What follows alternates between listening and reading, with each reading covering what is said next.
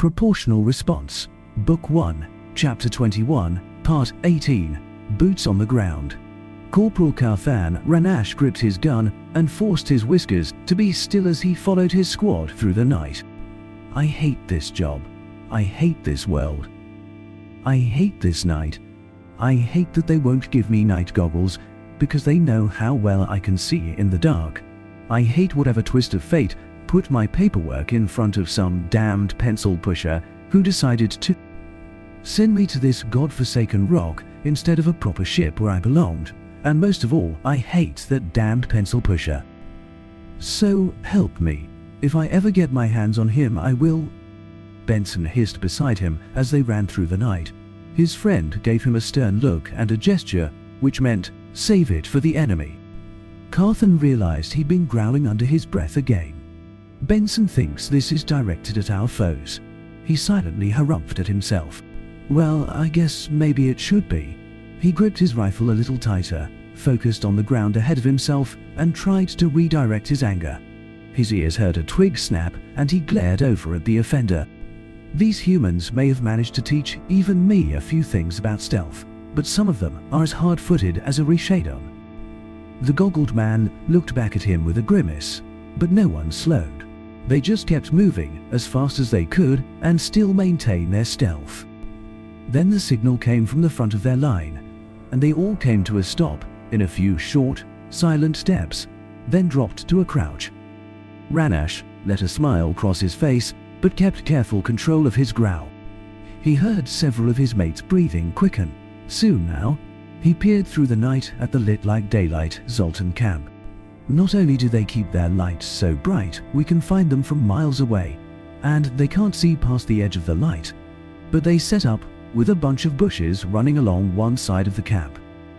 It's like they want to die. It seemed the strike group's commander thought the same thing, because the signal came down the line for them to take cover in the bushes and approach. Ranash followed the man in front of him but kept his eyes on the enemy position. He noticed signs of serious wear, even scars from battle, on their vehicles, and began to watch the lizards he could see.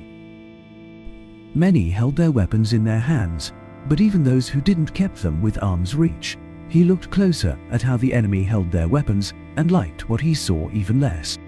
These are battle-hardened troops, not men who just got off the ship. Battle-hardened here too, not in these civilized wars. They are always complaining that we refuse to fight. They know that we will come for them the moment they aren't ready, and so they stay ready. How could they possibly have made such a mistake with those bushes then? Surely they have survived at least one raid by now. Something didn't add up, and that made his whiskers itch. The platoon began to bunch up as they skirted well outside the enemy camp. No need to hide their numbers anymore.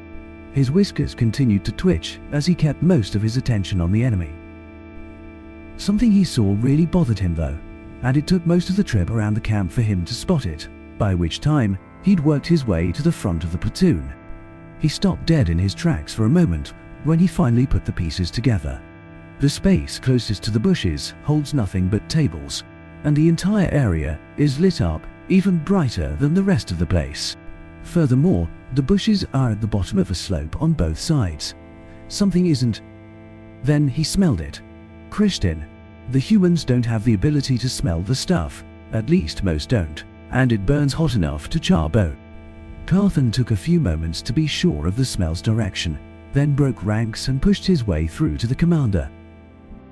He got a few dirty looks from his fellows, but most remembered that he'd saved the unit before with his senses and quietly stepped aside. He got to the front of their group just as they rounded the end of the small rise on their side of the bushes. The commander gave him a dirty look as he tried to pantomime frantically what he'd learned. The human's annoyance deepened, and Ranash could tell he was about to order everyone forward.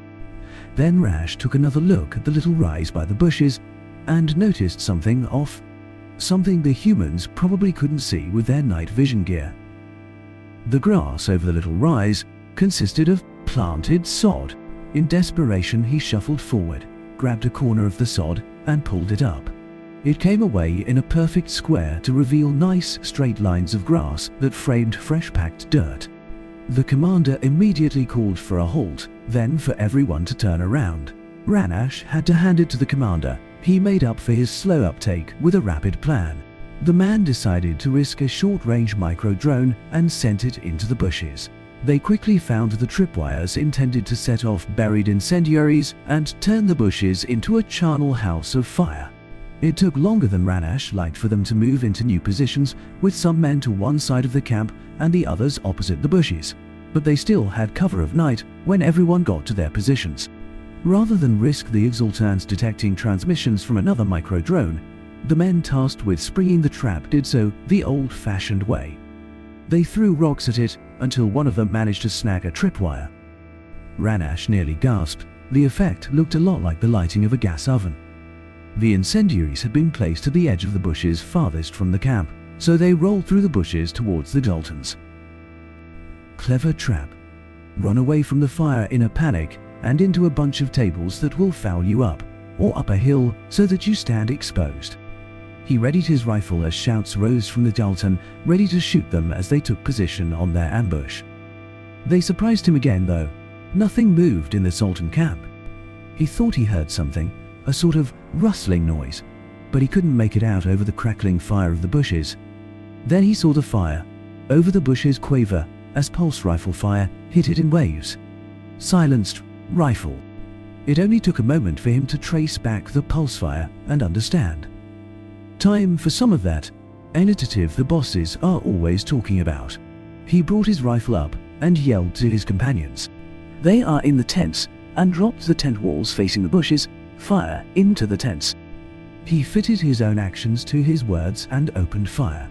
On full automatic, walking his muzzle back and forth across the tent. He started at the bottom and worked his way up, as he'd been taught. Others opened fire almost instantly, and tent fabric started to sprout holes with great speed. Ranash found it a little harder to keep up his pattern of fire because too many holes appeared in the tent. Then he heard the commander shout an order and buried his face in the dirt as grenades.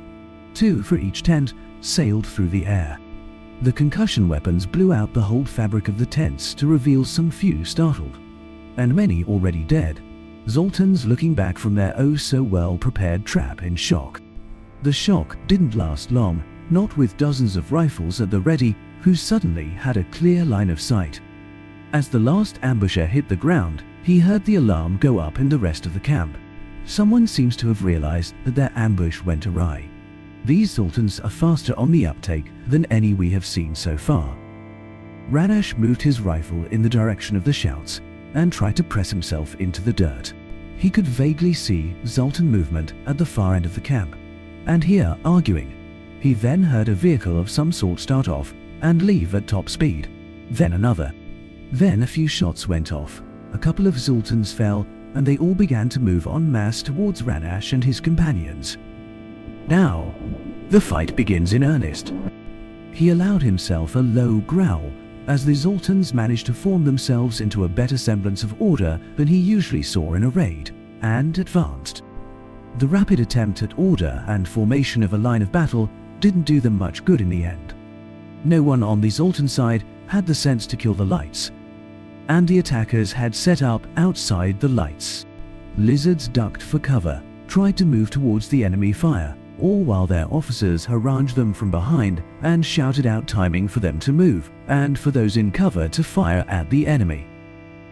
Ranash kept low to the dirt and took shots when he had the chance. Most of his shots, and the shots of his companions, resulted in a lizard falling over.